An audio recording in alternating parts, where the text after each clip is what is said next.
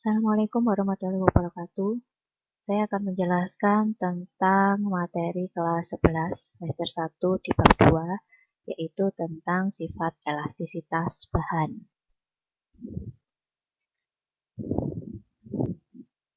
Sebagai pendahuluan di sini ada apabila gaya yang diterapkan terhadap suatu bahan dihilangkan, bahan tersebut akan kembali ke bentuknya semula. Contohnya bekas dan karet.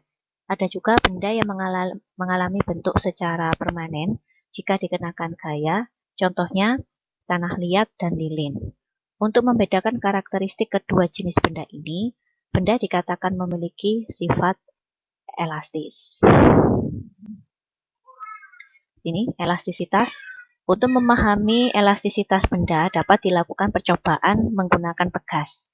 Jika hasil yang diperoleh digambarkan dalam bentuk grafik antara gaya berat benda F dengan pertambahan panjang pegas,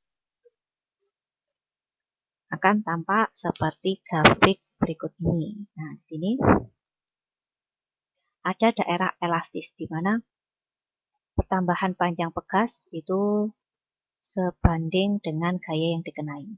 Kemudian semakin besar gaya yang dikenai, pertambahan panjang pegasnya mulai berkurang, dan di sini mulai batas elastisitas. Ini adalah batas daerah elastis, yang kemudian jika terus dikenai gaya, maka akan patah. Berikut adalah pengertian dari tegangan dan regangan. Ada 3 jenis perubahan bentuk benda: rentangan, mampatan, dan geseran. Rentangan, ya, kemudian mampat, kemudian digeser. Perubahan bentuk benda terjadi karena gaya yang bekerja pada benda disebut tegangan. Tegangan ini didefinisikan sebagai gaya persatuan luas. Tau atau sigma ini adalah simbol dari tegangan, itu sama dengan adalah gaya yang dibagi dengan luas permukaan. Jika benda diberi gaya akan mengalami perubahan panjang. Perbandingan perubahan panjang ini mula-mula dengan panjang benda yang disebut sebagai regangan. Regangan ini simbolnya sama dengan delta L atau perubahan panjang dibagi L0 atau panjang mula-mula. Berikutnya adalah modulus. Modulus ini merupakan perbandingan antara tegangan dan regangan. Modulus ini biasanya simbolnya adalah E, bisa juga Y, modulus Young ini. Tegangan dibagi dengan regangan. Tegangan rumusnya adalah F per A, regangan adalah delta L per L0. Kemudian jika dipindah-pindah ruas sehingga menghasilkan Y, modulus Young, itu rumusnya adalah F gaya dikali L0 panjang mula-mula dibagi A luas permukaan dikali delta L.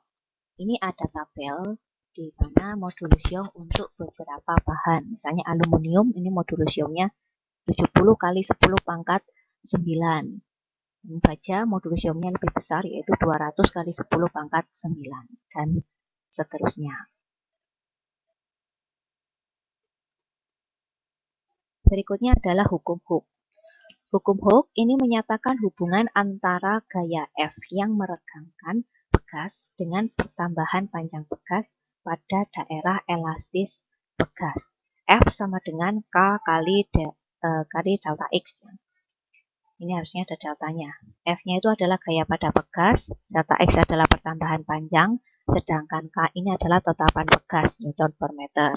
Ini berdasarkan benda yang diregangkan. Berdasarkan hukum ketiga Newton aksi-reaksi, bekas akan mengadakan gaya yang besarnya sama tetapi arahnya berlawanan. Sehingga bisa ditulis FP gaya bekas adalah min K kali delta X. Jadi min ini hanya mengartikan bahwa arahnya yang berlawanan. Ini percobaan hukum Hooke, di mana ketika diberikan gaya misalnya 10 Newton, maka pertambahan panjangnya misalnya 10 cm. Kemudian ketika diberi gaya 20 Newton, maka pertambahan panjangnya adalah 20 cm, dan seterusnya. Jadi ini adalah sebuah grafik linier sebanding. Berikutnya adalah susunan bekas. Di sini susunan bekas ada 2, yaitu susunan bekas seri dan susunan bekas paralel, atau juga nanti dicampur, ada paralel dan ada seri. Di sini Untuk yang pertama adalah susunan pegas seri, gaya tarik yang dialami pegas sama besar. Jadi di sini untuk mencari konstanta pegas seri yang total itu menggunakan rumus 1/Ks sama dengan 1/K1 ditambah 1/K2 ditambah 1/K3 dan seterusnya berdasarkan banyak pegasnya. Sedangkan pada susunan paralel, K paralel itu dijumlahkan saja, yaitu K1 tambah K2, K3, dan seterusnya. Sekian pembelajaran kali ini. Terima kasih.